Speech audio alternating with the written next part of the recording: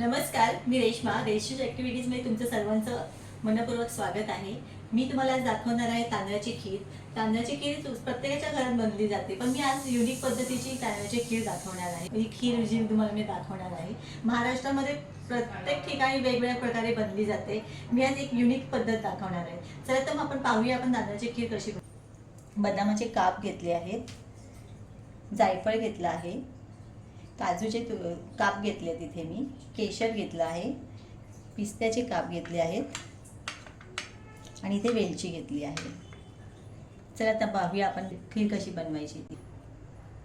चला मी आता बासमती तांदूळ जे आपण घेतले आहेत खीर त्यासाठी मी धुवते तांदूळ.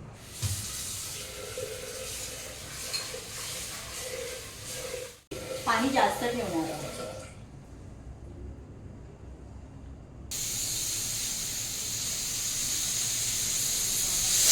3 शिट्या झालेल्या आहेत कुकरच्या. तुम्ही फ्लेम बंद करा. कुकर थंड झालेली आहे. आता आपण भात शिजवला आहे, त्याच्यात आपण स्मॅश करून घेऊया.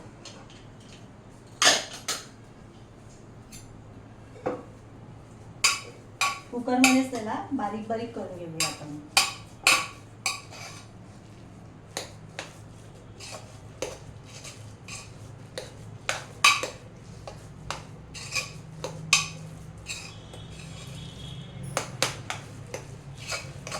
एकदम बारीक बारीक ढवळून जायला आपल्याकडून.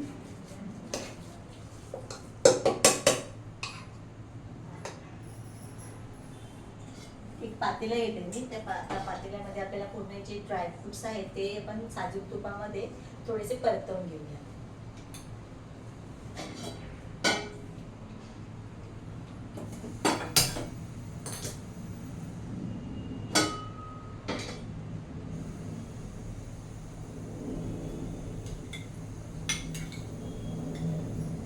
थोडंसं तूप घालत आहे.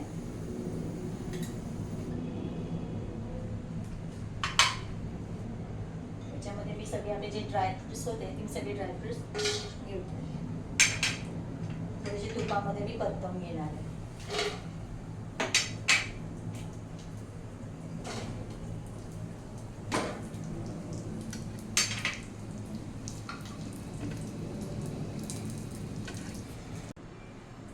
जे आपण ड्रायफ्रूट्स परतवले होते ते मी त्या बाउलमध्ये काढते.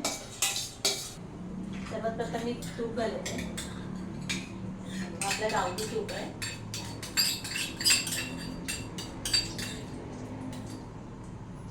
दूध घालणार आहोत.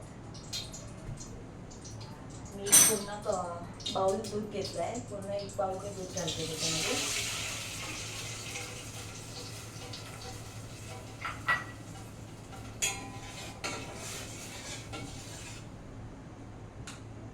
दुधाला एक उकळी आली की नंतर मग आपण तो भात स्मॅश केला होता तो आपण त्यामध्ये घालणार आहोत. दुधाला उकळी येऊन तोपर्यंत आपण थांबूया. तर आपल्या दुधाला इथे मस्त छान अशी एक उकळी आलेली आहे. उकळी आलेली आहे त्याच्यामध्ये आता मी जो आपण भात स्मॅश केला होता तो मी घालत आहे.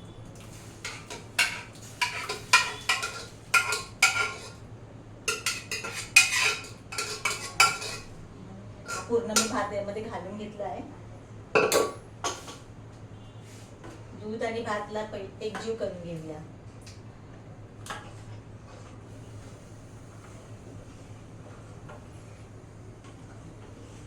पूर्ण खीर दुधामध्येच आपल्याला शिजवायची आहे. पाणी अजिबात घालायचं नाही.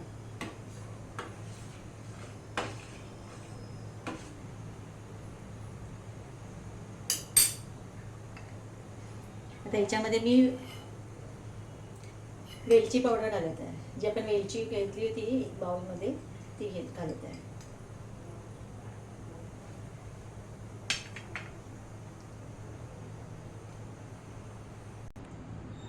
तर वेलची घालून झालेली आपली. आता त्याच्यानंतर मी साखर घालत आहे.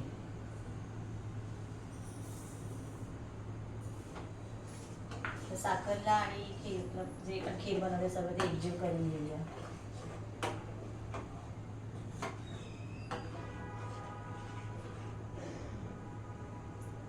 आता मी जायफळ घेतला होता खिसून तो घालत आहे.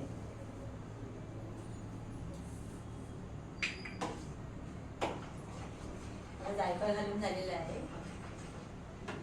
पुढे सर्व एक जीवाने हलवतच राहायची, नाही तर ती खाली ना लागते.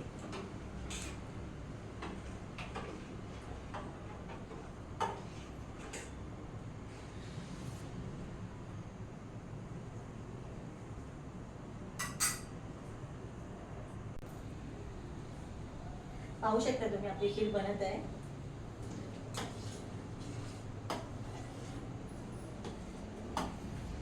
खीर शिजत असताना त्याला मधून मधून पळी मारा, नाही तर तिला हलवतच राहावे, नंतर खाली लागली तर परत खराब होईल मग आपली खीर. त्यासाठी आपण हलवतच राहायला पाहिजे तिला.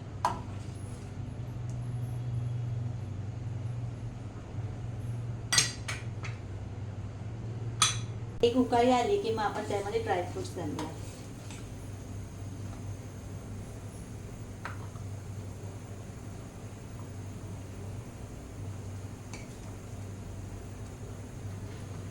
मी यामध्ये ड्रायफ्रुट्स घालत आहे.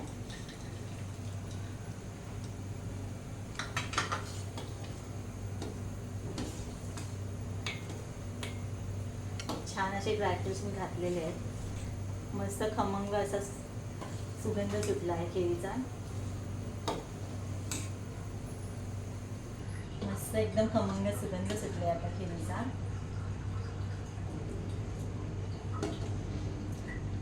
आता थोड्या दिवसानंतर गोकुळाष्टमी येतच आहे, तर गोकुळाष्टमीला खीर बनली जाते. खिरीचा नैवेद्य ही बाळकृष्णासाठी आपण दाखवतो. आणि आपली जी महाराष्ट्रीयन थाळी असते, कुठल्याही हॉटेल्समध्ये रेस्टॉरंटमध्ये तुम्ही गेल्यानंतर पारंपरिक थाळी जर तुम्ही मागवलीत महाराष्ट्रीयन थाळीमध्ये आपली खीर असतेच.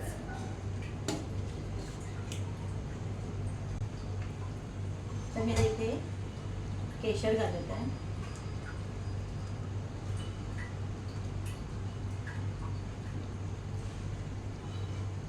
केशरच मस्त सोनेरी कलर असा तर खिरीला मिळणार आहे.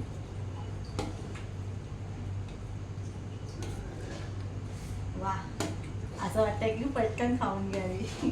एवढी सुंदर सुगंध सुटलेला आणि एवढी सुंदर दिसते ना ती, खूपच छान.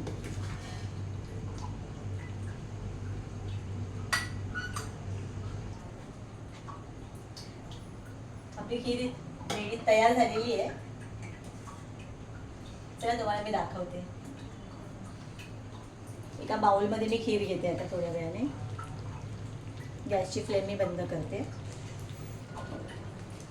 पूर्ण खीर ही मी मंद आचेवरतीच बनवलेली आहे. मी गॅसची फ्लेम फास्ट केलीच नव्हती. पूर्ण खीर मी मंद आचेवर बनवलेली आहे.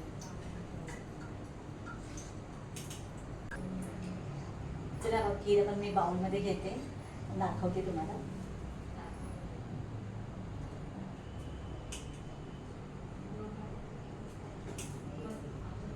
खूपच छान अशी मस्त झाली, एकदम छानच दिसते.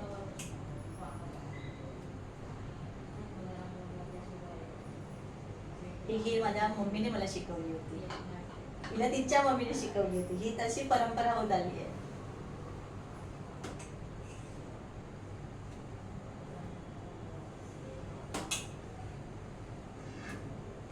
सजावटीसाठी मी थोडेसे ड्रायफ्रुट्स घालते वरून.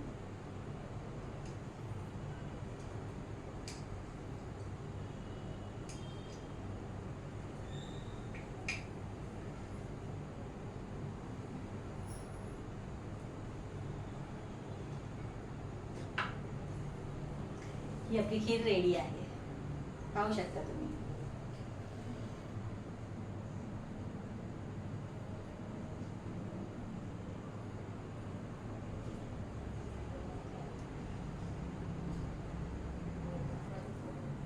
तर मी ही बनवलेली खीर तुम्ही तुमच्या घरी बनवून पहा.